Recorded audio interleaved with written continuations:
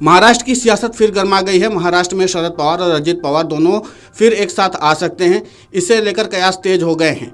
अजित पवार की पार्टी के नेता खुलकर बयान भी दे रहे हैं। आज नहीं तो कल आने वाले कुछ महीनों में शरद पवार और अजित पवार साथ साथ आएंगे। क्या एनसीपी का मर्जर होगा? यदि एनसीपी का मर्जर होता है तो देश और राष्ट्र की सियासत में इसका क्या असर होगा, आइए जानते हैं। महाराष्ट्र के उप मुख्यमंत्री और वित्त मंत्री अजित पवार की माताजी आशाताई पवार ने जैसे ही पंढरपुर में जाकर भगवान विट्ठल के दर्शन किए और ये बयान दिया कि उन्होंने मन्नत मांगी कि उनका पूरा परिवार दोबारा एक हो जाए। इस खबर को और बल मिल गया कि दोनों परिवार दोबारा मिल सकता है। एनसीपी प्रमुख और उप मुख्यमंत्री अजित पवार की माता आशाताई पवार ने कहा कि भगवान विट्ठल मेरी प्रार्थना सुनेंगे। शरद पवार अजित पवार साथ आएंगे। अजित पवार के नेता और मंत्री भी ये कहते हुए नजर आ रहे हैं कि शरद पवार और अजित पवार को साथ आना चाहिए।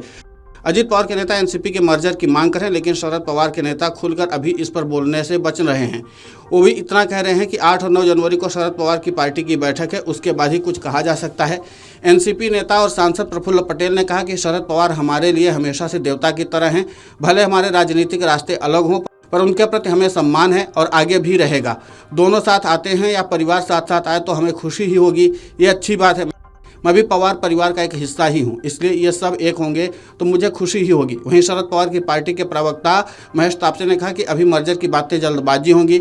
शरद पवार ने अगले हफ्ते मुंबई में एनसीपी शरद पवार की पार्टी की बैठक बुलाई है। उस बैठक में इन तमाम मुद्दों पर चर्चा होगी। बता दें कि अजित पवार की मां आशा पवार शुरू से शरद पवार और अजित पवार के 2 अलग अलग दल बनाने के खिलाफ थी। जब सुप्रिया सुले लोकसभा चुनाव जीती थी तभी भी वे अपनी चाची यानी कि अजित पवार की माता जी से आशीर्वाद लेने गई थी। वहीं अजित पवार शरद पवार के साथ आने से फायदा एनडीए को ही होगा। भले शरद पवार उनकी विचारधारा को लेकर एनडीए के साथ न आए, पर उनके सांसद और विधायक भी मर्जर के लिए अनुकूल बताए जा रहे हैं। सरकार के साथ रहे तो फंड मिलेगा, चुनाव क्षेत्र में विकास कर पाएंगे, इसलिए शरद पवार पर भी दबाव है। सिर्फ 2 से 3 नेता जिनकी अजित पवार से नहीं बनती है उनका ही विरोध है। भाजपा और एकनाथ शिंदे के मंत्री भी खुलकर इस बात को कह रहे हैं कि शरद पवार और अजित पवार का साथ आना दोनों परिवार के रिश्तों को मजबूत करेगा।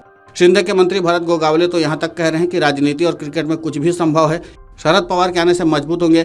दोनों एनसीपी साथ आएं या शरद पवार के सांसद अजीत के साथ आ जाएं तो मोदी सरकार की ताकत बढ़ेगी और एनडीए में एनसीपी का कद भी बढ़ेगा। शरद पवार की पार्टी के 9 तो अजित पवार एनसीपी का सिर्फ 1 सांसद है। अगर दोनों पवार मिलते हैं तो केंद्र में एनसीपी के 10 सांसद हो जाएंगे, तो राज्य में शरद पवार की ताकत सरकार में बढ़ जाएगी। हालांकि इससे सबसे ज़्यादा नुकसान उद्धव ठाकरे की शिवसेना और कांग्रेस पार्टी के इंडी गठबंधन को होगा। अब देखना दिलचस्प होगा कि जिस तरीके से इंडी गठबंधन यानी कि महाविकास अघाड़ी में भी दरार की बातें आ रही हैं। दरार की बातें इसलिए भी आ रही हैं क्योंकि खुद उद्धव ठाकरे इस बार इस बात का संकेत दे चुके हैं कि वो किस तरीके से बीएमसी का चुनाव लड़ना चाहते हैं। यानी वो एकला चलोरे की राह में चल चुके हैं और माना जाए कि बीएमसी में उनकी सबसे बड़ी ताकत है, इसलिए वहाँ पर उद्धव ठाकरे नहीं चाहते हैं कि उनकी ताकत का बंटवारा हो। बीएमसी में अपने दम पर आगे बहुत कुछ करना चाहते हैं और वो उनका गढ़ भी है।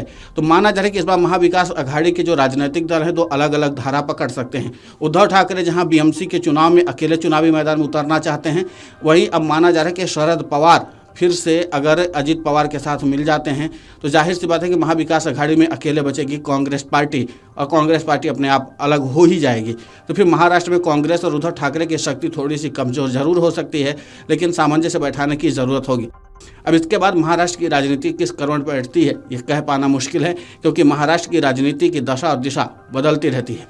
कयास तो इस बात के भी हैं कि उद्धव ठाकरे भी अब हिंदुत्व के मुद्दे को ध्यान में रखते हुए हो सकता है कि बीजेपी और शिंदे के साथ मिल जाएं और इसके बाद महाराष्ट्र में एक नया सियासी समीकरण तैयार कर लिया जाए।